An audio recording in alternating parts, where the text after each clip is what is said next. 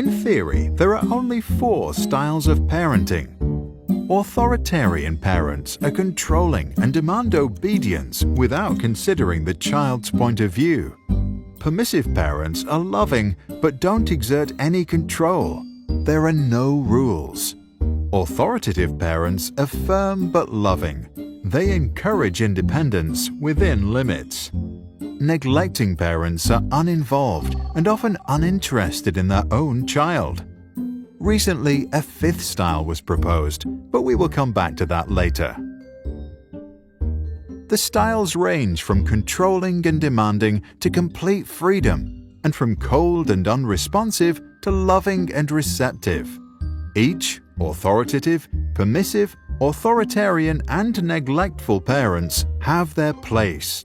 To understand what it means to grow up with parents from each end of the spectrum, we can imagine the lives of 4 children.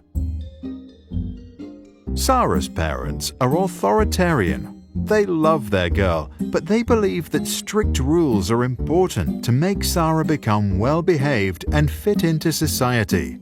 If Sarah cries, she's told to stop. If she talks back, she is sent to the corner for time out. If she forgets to take care of her chores around the house, she is not allowed to play with her toys. Sarah learns that suppressing her emotions and following her duties is the way to get through the day. To get the love of her parents and to avoid making them upset, she becomes obedient. However, because Sarah was never allowed to decide for herself or follow her intrinsic interests, as an adult, she doesn't know what she really wants. She begins living a life that seems perfect to her parents and society, but might leave her unhappy on the inside. Permissive parents, like those of Peter, enjoy their little boy so much that they believe they should fulfill all his wishes, give him full freedom, and never say no. Peter enjoys full control over his parents and gets whatever he wants. If he doesn't want to walk, he'll be carried. If he wants ice cream he gets. If he wants to play games, he'll be playing them all night.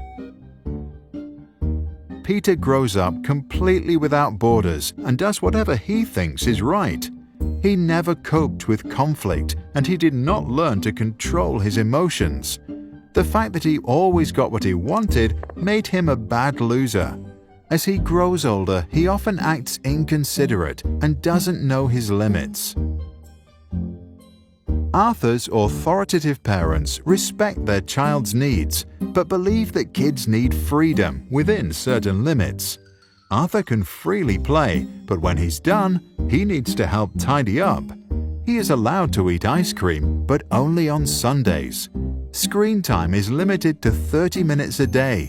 There may be conflict, but the parents listen to what Arthur has to say and then lay down the rules.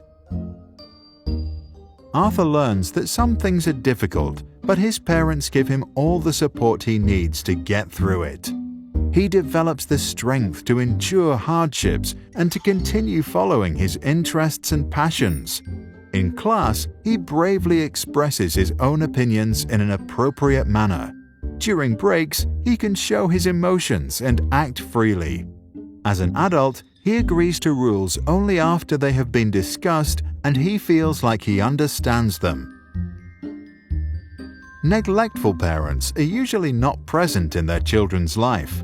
Nora often feels completely alone in the world. She experiences full freedom to do anything she wants to and has plenty of imagination, but she never receives any feedback or even attention. Nora realizes that it doesn't matter what she does because no one cares anyway. The lack of attention leads to a lack of trust in herself and others. She becomes insecurely attached, unable to form healthy relationships, and develops a negative image of herself. To stop feeling unworthy of love, she tries not to feel anything at all. In recent years, over-involved parents who are present in every aspect of their child's life are often referred to as the 5th style.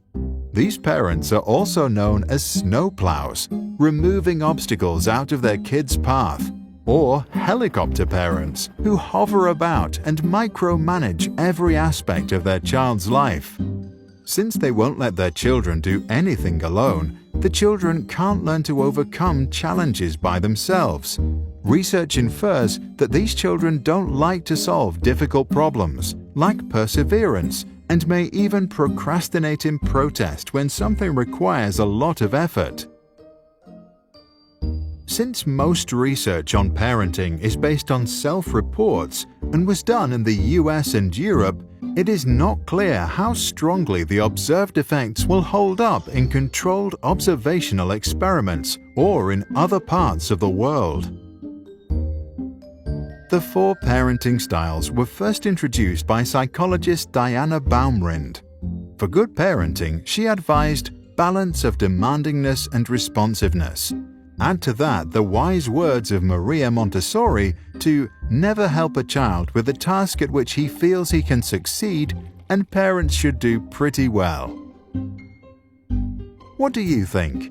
Should parents resort to a specific style, or should they decide what's best to do in a given situation, as long as they don't neglect or abuse their child? To download this video without background music and learn more about the topic, visit sproutschools.com. For a free masterclass on attachment parenting, see the link in the description below.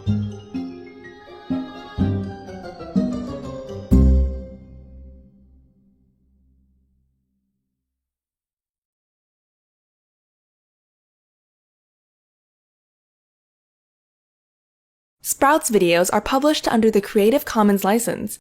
That means our videos are free and anyone can download, edit, and play them for personal use. And public schools, governments, and nonprofit organizations can also use them for training, online courses, or designing new curriculums. To help us stay independent and support our work, you can join our patrons and contribute. Just visit patreon.com/sprouts. Even $1 can make a difference.